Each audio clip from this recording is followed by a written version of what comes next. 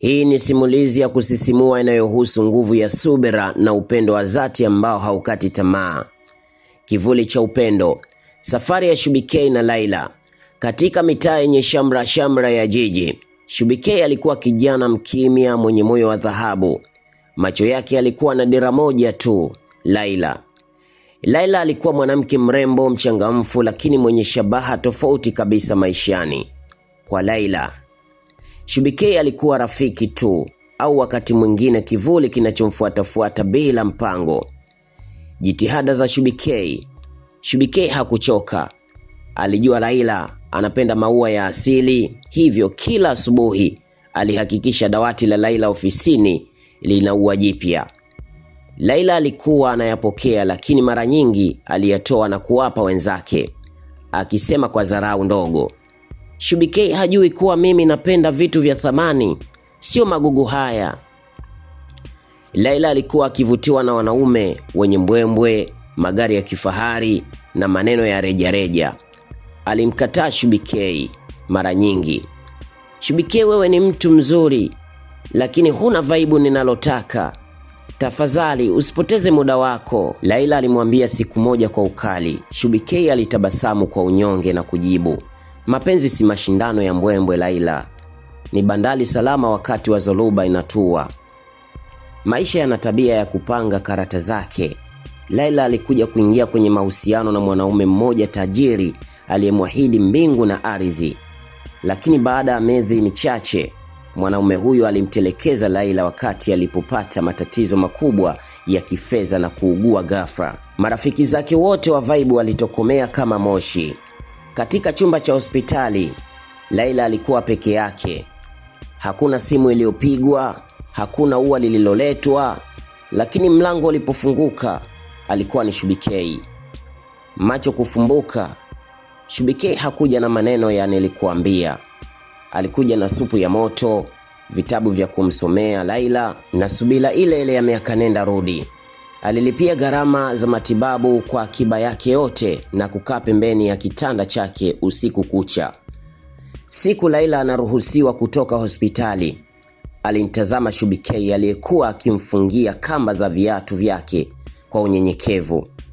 Machozi yalimtoka Laila. Aligundua kuwa wakati yeye akitafuta moto uliounguza moyo wake, Shubikei alikuwa nuru iliyomlinda gizani. "Shubikei," Laila aliita kwa sauti ya kutetemeka. "Kwa nini bado upo hapa baada ya yote niliyokufanyia?" alimuuliza swali. Shubikei alinyanyua macho na kutabasamu. Kisha alimwambia Laila, "Kwa sababu upendo wa kweli hauangalii makosa, unaangalia thamani ya mtu. Kwangu mimi wewe ni wa thamani siku zote." Mwisho wa safari, Laila hapo alimshika mkono Shubikei na kumwambia, "Nimechelewa kuona, lakini sasa naona. Wewe ndiye mwanaume niliyekuwa nikimtafuta kwenye mlima. Kumbe ulikuwa bondeni unanilinda." Kuanzia hapo mambo yalinoga. Wiki chache baadaye, mtaa ulijawa na sauti za vigeregele na harufu ya marashi ya karafuu. Shubikei na Laila walifunga ndoa ya kifahari ya nyoyo zao. Shubikei alithibitisha kuwa subira huvuta heri, na Laila alijifunza kuwa upendo wa dhati haupigi kelele, unakaa kimya na kutenda. Ahadi ya Shubikei kwa Laila.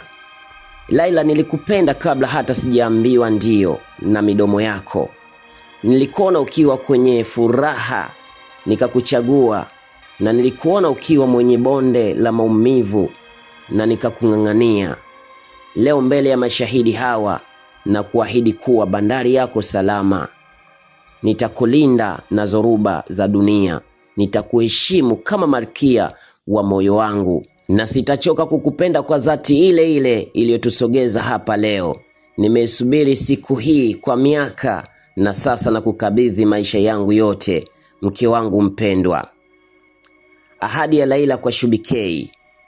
"Shubikei, nilikuwa kipofu nikizani upendo ni kelele na mng'ao wa nje, lakini uliponifundisha kuwa upendo wa kweli ni utulivu na unyenyekevu wa moyo.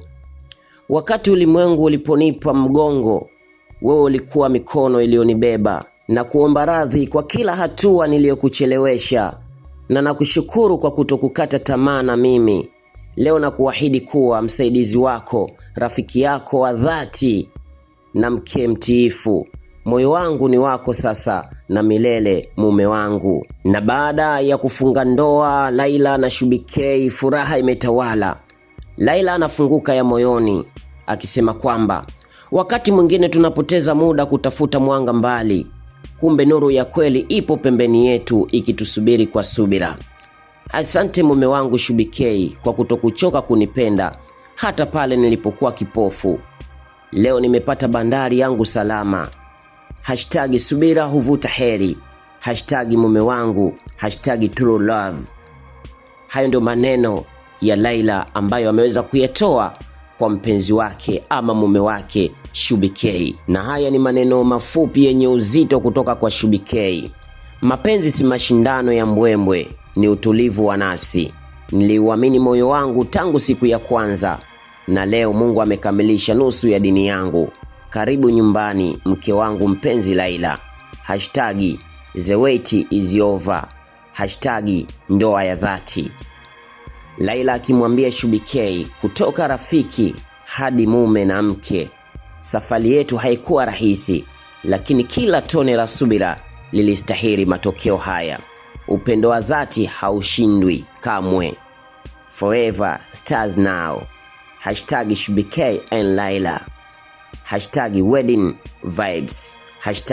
#love wins. Asante kwa kufuatilia stori yetu nzuri sana. Hii imetufunza mengi zaidi. Subira huvuta heri. Usisahau kusubscribe, like, comment na kushare. Na mimi ni msimulizi wako Shubi K. Karibu tena.